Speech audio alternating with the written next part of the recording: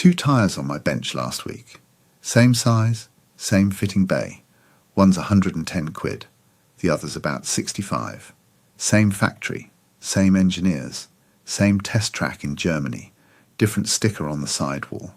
And the bloke buying the 110 quid one had no idea, because nobody in that transaction has any reason to tell him. Here's what's actually going on. Nearly every premium tyre maker in the world owns a second brand, sometimes 3 or 4. They buy up smaller firms, or they set up a new name from scratch, and they use it to sell into the cheap end of the market without putting the posh badge on a cheaper product. Same rubber technology, a generation behind usually, made in the same plants, by the same people, to the same standards. 5 of those brands today, every one of them on sale in this country, right now, at a price that'll make you look twice. And I'll give you 4 checks at the end that mean nobody can ever upsell you a tyre again. I'm James Carter. Hit subscribe before we start. It's free, and this one could save you a couple of £100 this year alone. Right, ownership comes from the manufacturers themselves. It's not secret, it's just not advertised. Test results come from What Car, Auto Express and Autocar, plus the German testers at ADAC and Auto Build, whose tyre tests are the toughest in Europe and get quoted across the trade. And one thing to get straight now. American videos will tell you to look for a treadwear number stamped on the sidewall. That's a US system. On tyres sold here, what matters is the tyre label, the sticker with the letters on it. I'll show you how to read it properly at the end, and it's more useful than anything the Americans have got. And before the list, one thing. Because tyres are where this happens most. Your tyres are borderline, sir. You've heard it. It's the single most common thing added to a bill at a service desk in this country, and half the time the car's nowhere near the limit. There was an undercover test this year. 1 car, 1 known fault, round 10 UK garages. All 10 found the fault. 4 of them also recommended work the car didn't need, another 4 to 950 quid on the ticket. That's not bad apples. The advisor's on commission. It's built that way. That's what the British Vehicles Bible is for. The lads at British Vehicles put it together, and I went through it line by line. 15 garage upsells decoded, and the exact words you say at the desk to turn each one down. 19 quid, instant download, 60 days money back. Links in the description and pinned in the comments. Right. Number 5. Laufenn. Sounds made up, doesn't it? Sounds like something off a market stall. And it sits on the bottom of the price list while the fitter points you at a name you recognize. Laufenn is Hankook, not similar to Hankook. Owned by, developed by, and built in the same plants as Hankook, the 7th biggest tyre maker on earth, and a company that supplies factory tyres to BMW, Mercedes, and Audi. They launched Laufenn in 2014 specifically to sell into the budget end without putting the Hankook name on it. The development work happens at Hankook's technical centre in Germany. Same engineers, same rubber.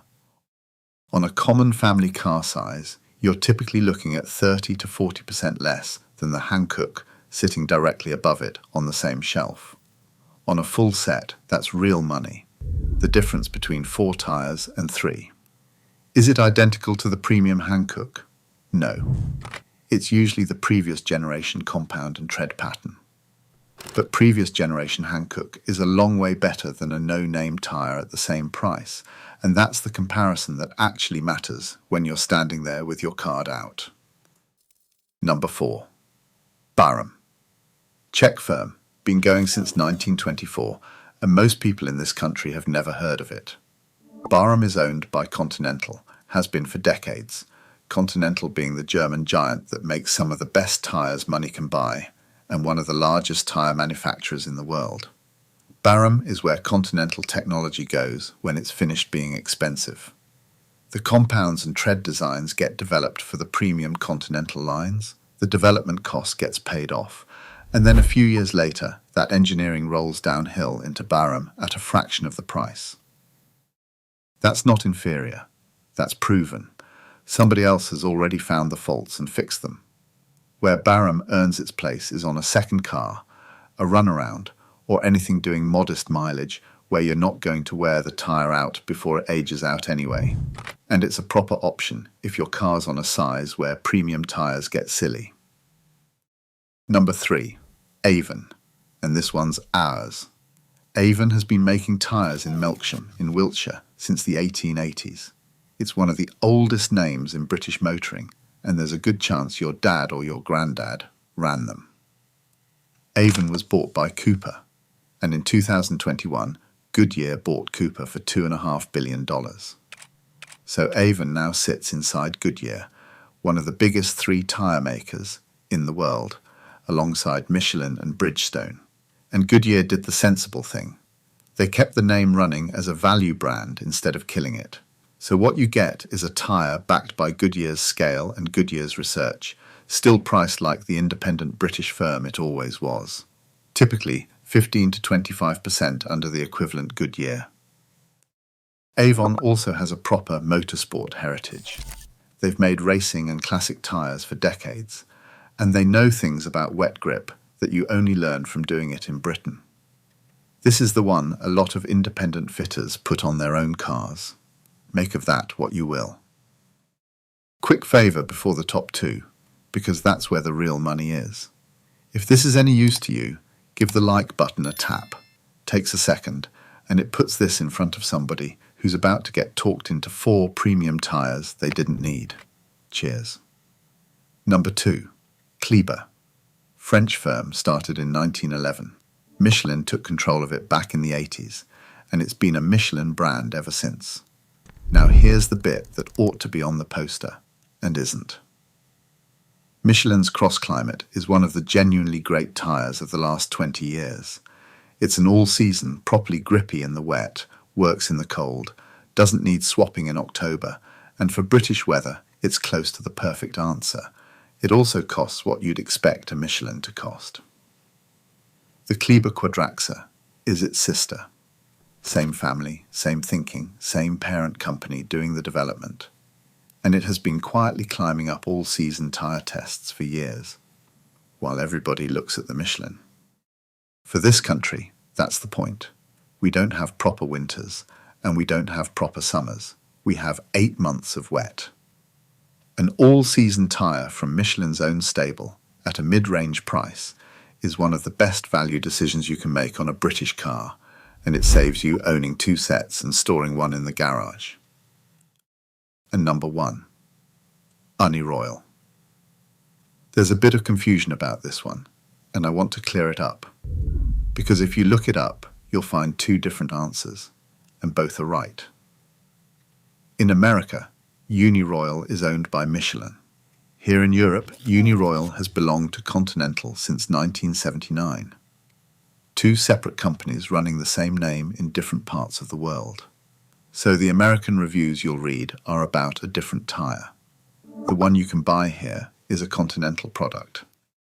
And it's number 1 for a very simple reason. Uniroyal's whole identity for decades has been wet weather. That's the rain sport line, and it's what the brand is known for across Europe: grip in standing water, resistance to aquaplaning, stopping distances on a soaked road. Now look out the window. This is Britain. We get rain on 200 days a year in some parts of the country. The single most dangerous thing your tyres do is stop you on a wet road, and the gap between a good wet tyre and a poor one is measured in car lengths, not meters. Car lengths. So you've got a brand engineered by Continental, specialising in precisely the condition that we drive in more than anybody, sitting in the mid-range on price while people walk past it to buy something with a more familiar name. If you buy one thing from this video, buy the idea that wet grip is the number that matters here. And Uniroyal is the cheapest way to take it seriously. Right. The 4 checks. Do these, and nobody can have you over on a tyre again. 1. Read the label. Every tyre sold in this country has to carry it. 3 things on it: fuel efficiency, wet grip, and noise. Ignore the fuel one. It's worth pennies. Look at the wet grip letter. A is best. If you're being sold a tyre with a C or worse for wet grip in this country, ask why. That letter is the difference between stopping and not. 2. Check the load and speed rating against your handbook or the sticker in your door shut. It's the number and letter after the size. It must match or beat what the car asks for. A cheap tyre below your load rating isn't a bargain. It's an insurance problem waiting to happen. 3. Find out who owns the brand. 30 seconds on your phone. If it comes back to Continental, Michelin, Goodyear, Hankook or Bridgestone, you're buying parent company engineering with the badge taken off. If nothing comes back at all, no parent, no factory, no history, that's when to be careful. 4. Check the date code. Find the 4 digits at the end of the DOT number on the sidewall. First 2 are the week, second 2 are the year. Rubber ages on a shelf whether anybody drives on it or not. If somebody's selling you a tyre that's been sat in a warehouse for 4 years, that's not new stock and it shouldn't be full price. And one thing that isn't a check, it's a rule. Don't buy part-worn tyres. The trade in this country is riddled with them, and a large proportion of the ones sold don't meet the legal requirements. You cannot see how a tyre's been treated. Save the money somewhere else. Quick run back.